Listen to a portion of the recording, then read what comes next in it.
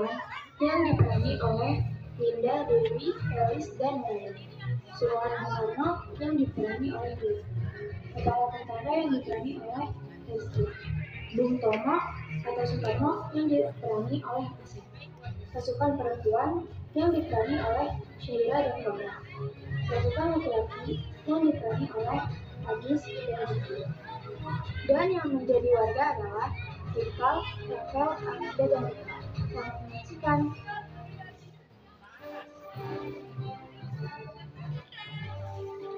Masa yang dinanti selama ratusan tahun akhirnya datang juga. 17 Agustus 1945, Indonesia menyatakan dirinya sebagai negara yang merdeka, sebagai negara berdaulat. Namun, belum genap 1 bulan usia kemerdekaan Indonesia mendapat cobaan yang berat. Tentara sekutu yang di dalamnya ada tentara Belanda mendarat di Jakarta dan kota-kota besar lainnya di Indonesia. Bung Karno dan Bung Hatta berupaya melakukan upaya diplomatik untuk mendorong tentara sekutu bekerja profesional. Untuk meluruskannya saja, tidak mengutak-atik status kemerdekaan Indonesia. Namun upaya itu tidak membuahkan hasil. Benar, cepat, ayo cepat. Gas itu milik kita, ayo ambil.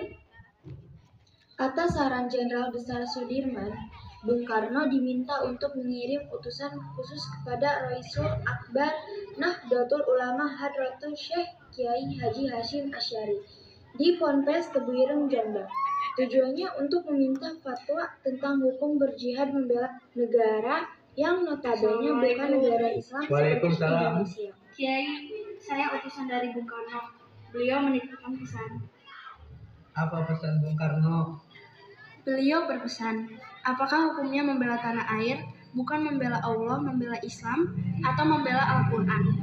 Sekali lagi, membela tanah air, apa hukumnya Kiai? Hukum bela negara dan melawan penjajah adalah fardu ain bagi setiap mukallaf. Melawan penjajah itu termasuk jihad fisabilillah. Oleh karena itu umat Islam yang mati dalam peperangan adalah syahid, dan mereka yang mengkhianati perjuangan dan memecahkan kesatuan bahkan menjadi tangan kanan penjajah wajib hukumnya diperangi. Perang menolak melawan penjajah itu fardu ain yang harus dikerjakan orang-orang Islam, laki-laki, perempuan, anak-anak, bagi yang bersenjata atau tidak, bagi yang berada dalam jarak lingkaran 94 km dari tempat masuk, dan kedudukan musuh bagi orang-orang yang di luar jarak lingkaran. Tadi kewajiban itu jadi fardu kifayah yang kalau dikerjakan sebagian saja. Kemudian Kiai Haji Hasyim Asy'ari memanggil Ki Haji Wahab Hasbullah dari Tambak Beras, Jombang. Kiai Haji Abdul minta mengumpulkan ketua-ketua Nahdlatul Ulama se-Jawa dan Madura untuk membahas fatwa tentang hukum berjihad membela negara. Pada tanggal 21 sampai tanggal 22 Oktober 1945, PBNU menggelar rapat konsul NU se-Jawa dan Madura di Surabaya, menghasilkan resolusi jihad sekaligus menguatkan fatwa jihad Rais Akbar Nahdlatul Ulama.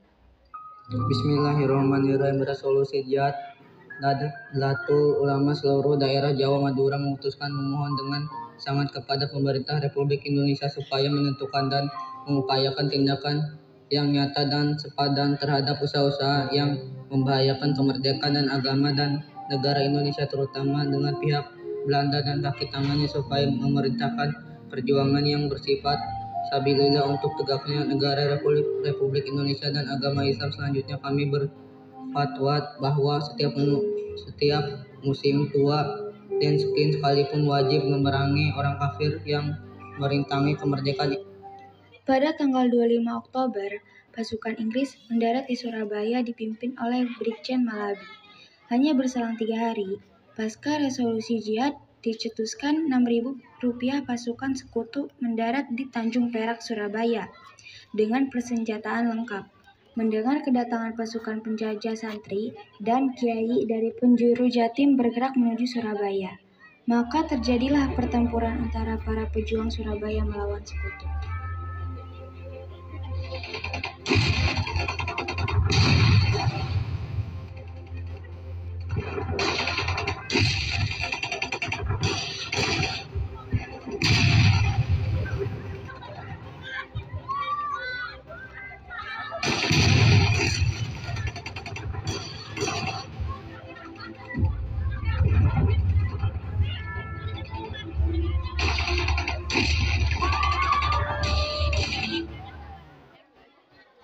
Pada tanggal 30 Oktober 1945 telah terjadi gencatan senjata antara Laskar Arek-Arek Surabaya dan pasukan sekutu Inggris. Sore hari usai kesepakatan gencatan senjata, rombongan biro kontak Inggris menuju ke gedung internasional yang terletak di samping Jembatan Merah. Namun, sekelompok pemuda Surabaya menolak penempatan pasukan Inggris di gedung tersebut. Mereka meminta pasukan Inggris kembali ke Tanjung Perak sesuai kesepakatan gencatan senjata. Tolong beritahu mereka bahwa kita setuju gencatan senjata dengan Indonesia. Iya, Pak. Iya, Pak. Jangan ingkari kesepakatan itu, membuat nama baik kita hilang dan tidak dipercaya lagi. Tenang saudara-saudara, Bung Karno dan Bung Hatta telah setuju untuk gencatan senjata. Sekarang itu benar, nuntuti saja mereka, nuntuti senjatanya saja, nuntuti. Kami menerima permintaan kalian. Saya yang akan bertanggung jawab penuh dan sekarang biarkan kami masuk. Mereka akan bertanggung jawab penuh, jadi biarkan kami masuk ke dalam gedung itu. Rakyat Indonesia pun memberikan kesepakatan untuk pasukan Inggris masuk ke dalam gedung internasional. Mayor, Iya, Pak. saya dapat perintah dari Brigadir Malabi. Proses kegiatan senjata sedang berlangsung, tetapi mereka menginginkan kita menyerahkan senjata dan menyerah. Akan tetapi, Jenderal memerintahkan kita untuk mengambil tindakan apapun yang diperlukan untuk memastikan keamanan bagi pasukan. Siap, Kapten.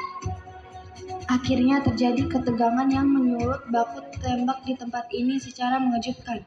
Brigjen Malabi tertembak dan mobilnya terbakar dan gencatan senjata pun berakhir.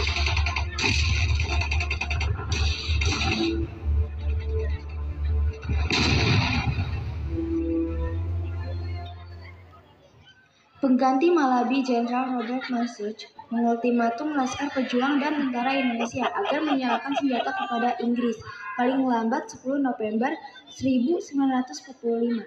Jika tidak, Inggris mengancam akan membumi hanguskan Surabaya. Siapa yang membunuh jenderal kami? Jenderal terbaik Inggris. Kalau kalian tidak menyerahkan pembunuh Jenderal Malabi, saya katakan Laskar Pribumi harus menyerahkan senjata mereka kepada kami paling lambat 10 November. Kalau tidak, akan kami bumi hanguskan Surabaya. Mendengar ancaman itu, para komandan Hizbullah, Sabilillah Mujahidin, TKR, dan para santri marah besar.